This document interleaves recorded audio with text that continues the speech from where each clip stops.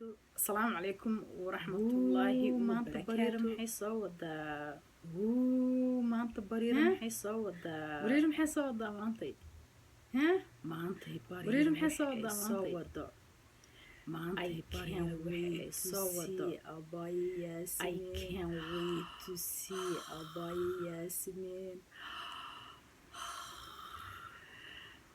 Abaya Yasmin aan u imaanayso reer Minnesota. Abaya Yasmin ay imaanayso. If I say that, do you know wadnahayga intuu uu qaraacmayo. I can't wait to see Abaya Yasmin iyo brother Salah, our brother-in-law. Abaya Yasmin ay imaanayso. waxay noo imaanaysaa waxay imaanaysaa khamiis, laakiin jimca ayaan waxaan rabnaa in aan showgeeda galno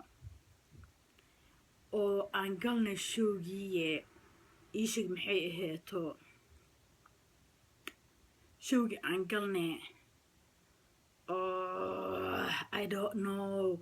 Come on, guys, help me. I want to welcome to her. Please, please, please. Would you help me? Imaanayso, guys. Reer Minnesota, who gonna help me to welcome to Abaya Yasmin?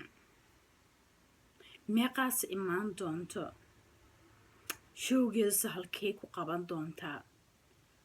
Whoa. showgeeda waxay ku dhigi doontaa St. Paul. qoftii rabtay inay timaado showgaas maalintaas $10 kaliya kusoo gelaysaa haddii allah subxaana wa tacaala yidhaahdo, iyadoo aan ka baran doono wax walba. hadda waa wax walba. showgaasay ku dhigi doonto St. Paul. hadda asxaabta iyada ku xiran oo Minnesota maxaa la dhahay joogo, asxaabta aniga igu xiran Abaya Yasminna taqaano oo Minnesota joogaan, waxaan rabnaa inaan ka faa'iidaysano imaashaheeda ay inoo imaanayso. Okay, Abaya Yasmin way imaanaysaa.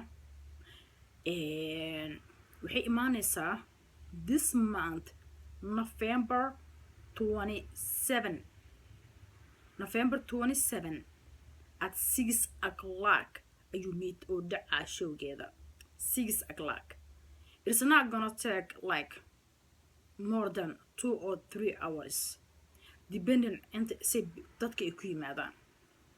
Anyway, reer Minnesota yaa Abaya Yasmin ila soo dhaweynayo.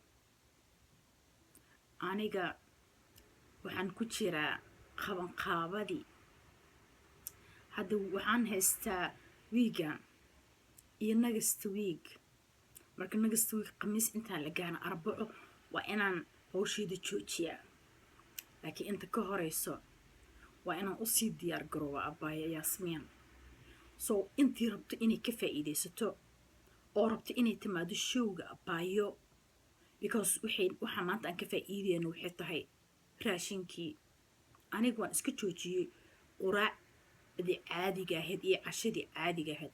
Abaya Yasmin ayaan quraacdeedana cunaa, cashadeedana cunaa. qadadeyda unbaa wax alla waxaan rabo ka dhiga. Yasmin waana u sheeg, waxaan dhahay ani hilib la-aan joogi kari. dhowr beriyan isku day waa dhulkan ku dhici tag qosasho iska cunay qadada haddiiba quraacdii iyo cashadiiba aa keenta. quraacdii iyo cashadii sidii aan Abaya Yasmin uga dhigtay waxaan taaganahay hawsha iga qabo kan iga qabo guriga intee ka wasaq musqusha halkee ka wasaq maxaan u baahanahay. markaas leeban hurdada ka kacaybo, ma fahantay? oo xitaa weyd badan aan loosgaray dadka dhan ay ogsoon yihiin. iska daa wax kale, xitaa skinkayga maqaarka oo maxaan arkaa marmarka qaarkood asigoo isbedele.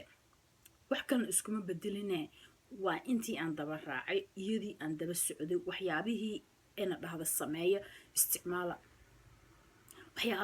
waxyaabo badan aan iyada ka faa'iidaystay. hadda maalin dhaweyd alaabe ay soo gelisoo kale ay leedahay waad isticmaali kartaan wuxuu u roon yahay fashionka u roon yahay ayu nooc oo cudur ahna way soo gelisaa dadka sokorta qabo dadka cusbada qabo dadka depressionka qabo maalin maxay soo gelisay haddaa stress ku hay oo depress ku hay raashinkaad cuni lahayd. That is so awesome. I cannot believe raashinka la cunayo ayaad waxaad ka helaysaa wax oo depressorkaaga dhimaayo. Laakiin guess what? Maanta iskuulka markaan aaday ayaan waxaan soo ogaaday abaya Yasmin wixii ay dhahday iyo casharkaan qaadanay waxaad u malaysaa in ay iswar iska hayeen anoo galaaska jooga waxaan tahay thank you abaya Yasmin jazaakilaahi khayran jazaa allaha noo xafido iyadii faamiligeeda oo dhanba. Why? waxyaabihii ay dhahaysay waxaad u cunaysaan depresska waxaad u cunaysaan qabobaha xilliguu jiro waxaad u cunaysaan xusuusta maantaan cashar kusoo qaatay ka warama hadee abay bariiro oo galaaska inay dhex fadhiisatay abay Yasmin waxay mar hore ay kasoo fiirsatay cashar ku qaadatay maxaa la dhahaa quiz-kii layga qaadayna hadda maxaa ka sugayay cashar aan soo qaatay oo haddana maanta la ii sii dul maro si fiican la iigu sii waxay waa ku taagtaagsadaan ku dhahay 100% excellent aan keenay. So thank you abay Yasmin. hadalka ma idinka badinayay abay Yasmin waxaan u wacay waxay tahay oo aan dhahayo u imow Minnesota wax kale ma ahan in aan ka faa'iidaysano in ay noo timaado in ayna tusiso sidii aan wax u cuni lahayn in waa naqana sida wax loo cuno laakiin waddanka aan joogno cunadii waxay noqotay jaanki ama karso ama ha karsanin waa jaanki food waa marka sidii anaga caafimaadkeena aan ula dagaalami lahayn ayayna tusinaysaa oo aan ka baranayna marka sheekada sidaas ay tahay go-aan waxaan gaaray inaan abay Yasmin anoo invite gareeyo oon aan idhaahdo abay miyaha noo imow markay noo timaadana maxaa la dhahay ii sheeg aan dhahno soo dhawow oo showga aan galno marka hadda showgin waxaan ku qaabanaynaa St. Paul qoftii faahfaahin rabto dheeraad ha igala soo xiriirto Facebookgayga Barira Love qaybta chattingka ha igala soo xiriirto more information qoftii rabto abayooyinka Facebook friendka igula ahna already waan soo dhigay shalay tolan soo dhigay anigoo xitaa af Soomaali aan kusoo qoro oo English aan kusoo qorin date-ka imaanaysa iyo time-ka iyo inuu St. Paul yahay Minnesota